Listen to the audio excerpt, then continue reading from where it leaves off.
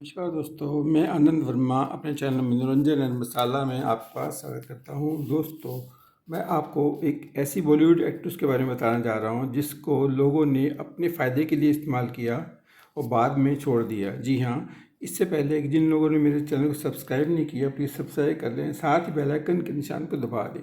तो दोस्तों, मैं बात कर रहा हूँ आज एक ऐसी हीरोइन की जो कि 80 के दशक की टॉप हीरोइन थी और इन्होंने अच्छा नाम भी कमाया था फिल्मों में। तो मैं पूनम ढिल्लों की बात कर रहा हूँ। जी हाँ, इनका जन्म 18 अप्रैल 1962 को यूपी कानपुर शहर में हुआ था। पिता इनके एयरफोर्स में थे, माँ इनकी स्कूल में प्रिंसिपल थी, भाई डॉक्टर थे और इन्होंने जो शिक्षा ली है वो चंडीगढ़ से ली है और ये अपने टाइम की स्पोर्ट्स चैम्पियन भी रह चुकी हैं। एक बार की बात है, 1978 में मिस यंग इंडिया का आयोजन किया गया।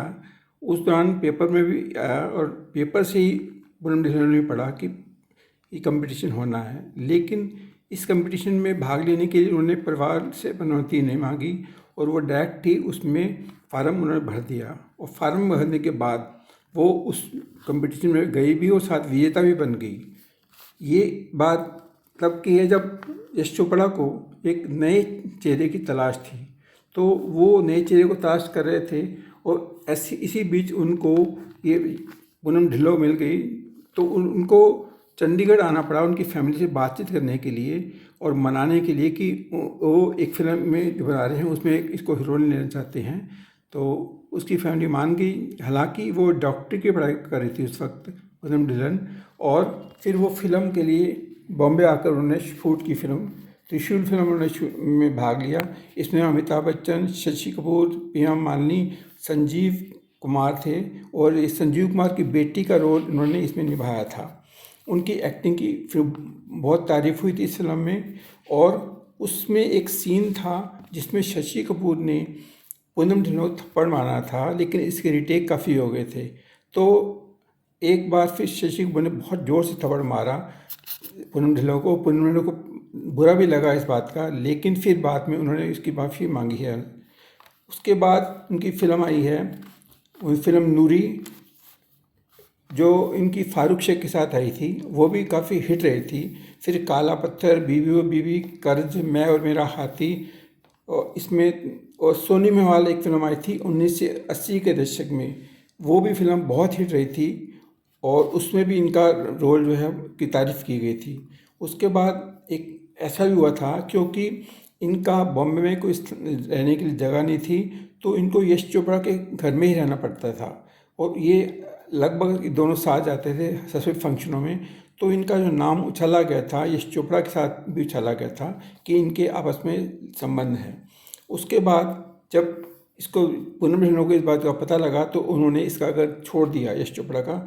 फिर रमेश तलवार एक निर्माता निर्देशक थे जो कि इन्होंने बंगला भी इनको दिया था, गिफ्ट किया था रहने के लिए, लेकिन जब उनको इनके इरादे का पता लगा पूनम ढिल्लों को तो उन्होंने इसका भी घर छोड़ दिया।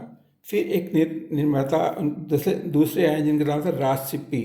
राज सिप्पी से भी इनको फिर प्यार हो गया, हालांकि वो बीवी भी थी उनकी, उसके बावजूद भी जो है वो इससे रिश्ता नहीं निभा पाए और उनसे भी इन पूनम ढिल्लों को अलग होना पड़ा।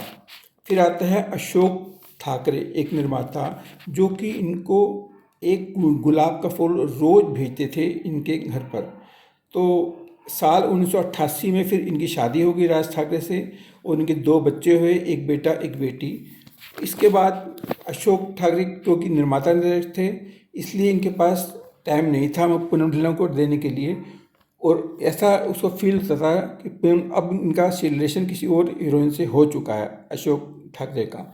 तो पूनम ढिल्लों ने मन बना लिया कि अगर ये ऐसा कर सकते हैं तो मैं क्यों नहीं कर सकती। तो उसने हांगकांग का एक फ्रेंड था, उनके साथ भी वो उन्होंने रिश्ते रख लिए और जब उसके हस्बैंड को पता लगा अशोक ठाकरे को तो उन्होंने उससे तलाक ले लिया और 1997 में इनका तलाक हो गया। 1997 में एक जुदाई फिल्म से फिर इन्होंने एक शुरुआत की नई और ये बिग बॉस 3 में भी आई हैं।